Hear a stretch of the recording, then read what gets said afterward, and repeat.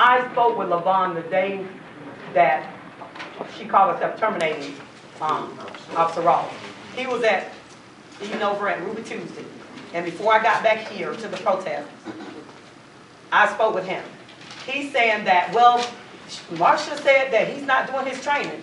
I said, well, LaVon, the man just got into the position. He can't make them have training if they're not having a training. You've got to give them a chance to even sign up for a training.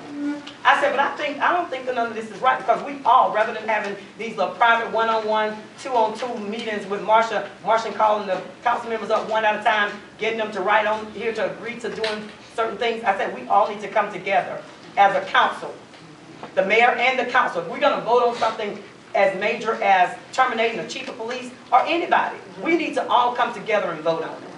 That's right. But I just don't. We just gotta stick together with it, y'all. I mean, I've done all that I know to do. I've called everybody except getting to the Attorney General's office. I've got to call him. I'm going to call him in the morning. I've been advised. Get the Attorney General involved. Let him know what's going on in our city. But if I come to y'all and ask for a signature or ask for something, I need y'all's support. Even if we have to take a 16-passenger van to the Capitol, we've got to do that. We've got to stand. If we have to take 2 or 3, they need to see that this is going against the citizens. And as they stated in the training this past weekend, we were elected by the people.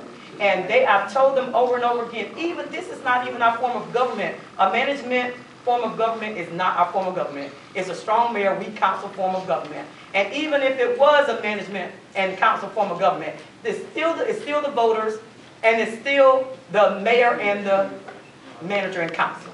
They're still out of order. They not following the chain of command. And these are constitutional laws. These are not Linda laws.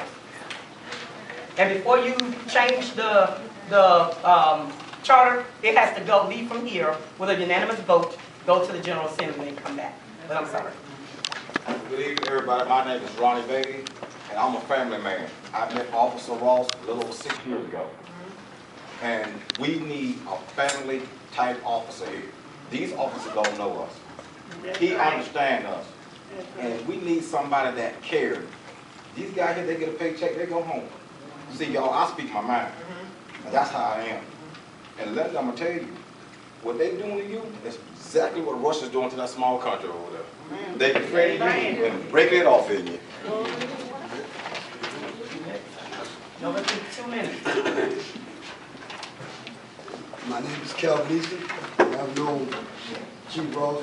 pretty much all my life.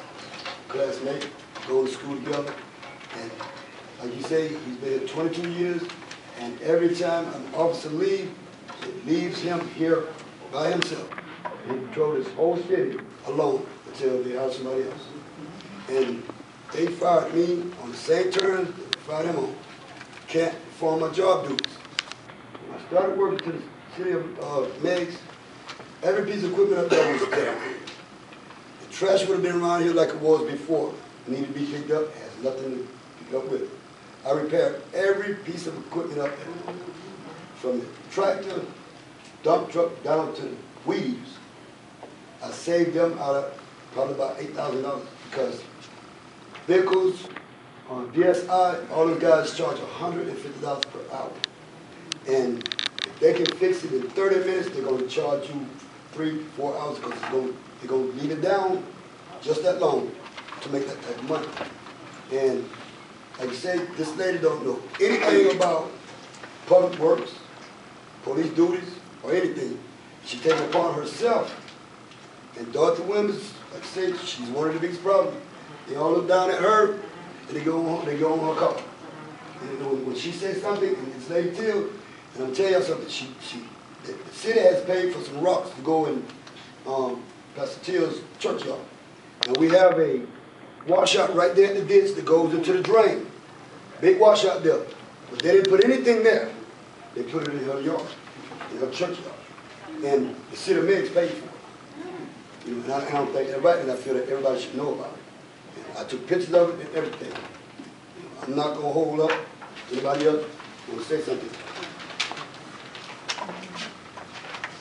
name is Mary Holton. I'm administrative officer live, and I've been doing, Officer roles all my life.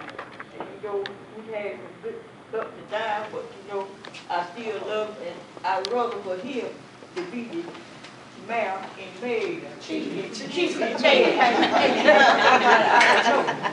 I've been knowing him long enough, I can go to him and talk to him, and he'll understand some of the things that I'm saying. But I can't go to them other folks and talk, because they don't know me and I don't know them. And like I said, I've been here all my life, I never seen such vegetable on. And you know, I just want to say about Mr. Charles, when it rained so that ditch was cheap lady up there, I went up the hill, he come down there having to pull that ditch. But now the ditch got so deep, so high, when it rained, the water, all that water come right down by my house, and that water is up to that ditch. And a lot of times, if you get out to flood my backyard, I can't even get in there. So I had came up here when that other lady was up there, I had told her about it. And then she got on Mr. Charles. Mr. Charles told me I have to do like he do. I have to buy some weed, kill, and go down that ditch and kick that ditch out myself. And the other lady, you know, she had told him that, she told me just wait a minute, you ain't got to go down there and kick that ditch out. So after she got on here, then he come back to me and told me I did him wrong. I didn't have to go to the people to tell on him. I said, well, I didn't tell on him. You told on yourself. And you know, we got to vote for somebody that's going to do us right. It's time for us to stop all this biting and stuff like that and work with somebody. Like I said, we all in here know Officer Rawls. And we would appreciate him as being our chief. Good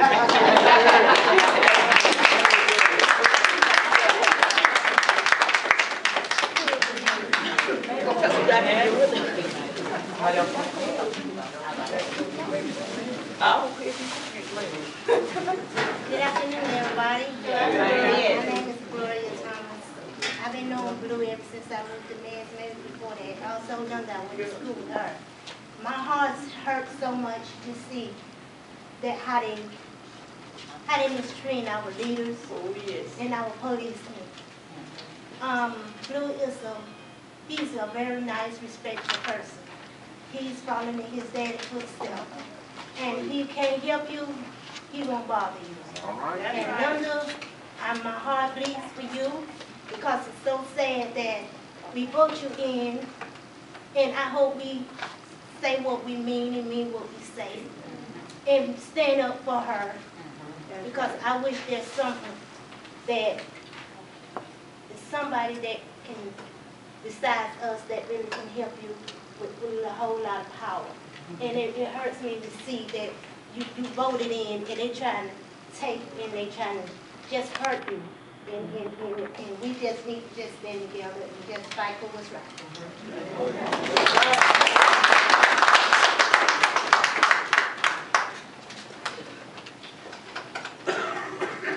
Good afternoon, everyone. My name is Stephanie Battle. I've been living in Meigs on and off for like 24 years, almost 23. As Chief Ross stated, you know, about they said he needed education while becoming a chief of police. I feel like the people that are working up there, council members and the city workers, they need to be educated as well. I have, Mr. Charles, he's over Public Works, I think.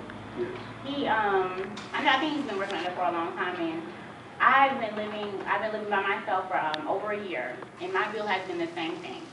What I'm not understanding is why is my bill the same thing every month? I purposely did not use the same amount of water for January and February, but my bill was the same thing. And I mean, I went up there, I asked questions. The clerk, Renee, she told me I'm just consistent with my bill. And I told her, you know, I purposely did not use, you know, I didn't use my my water that much. You know, I was not at my grandmother's house. I went to my fiance's house. I was not home. She could not answer my question. And I feel like, you know, I mean, education is power. You know, you have to be educated in order to, you know, do anything, you know, in life.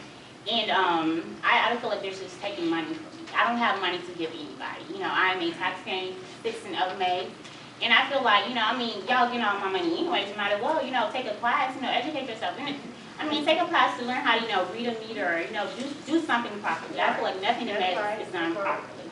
And I mean, the city council members, they do need to be replaced. Each and every one of them. I feel like the purpose of a city council member is to support the mayor.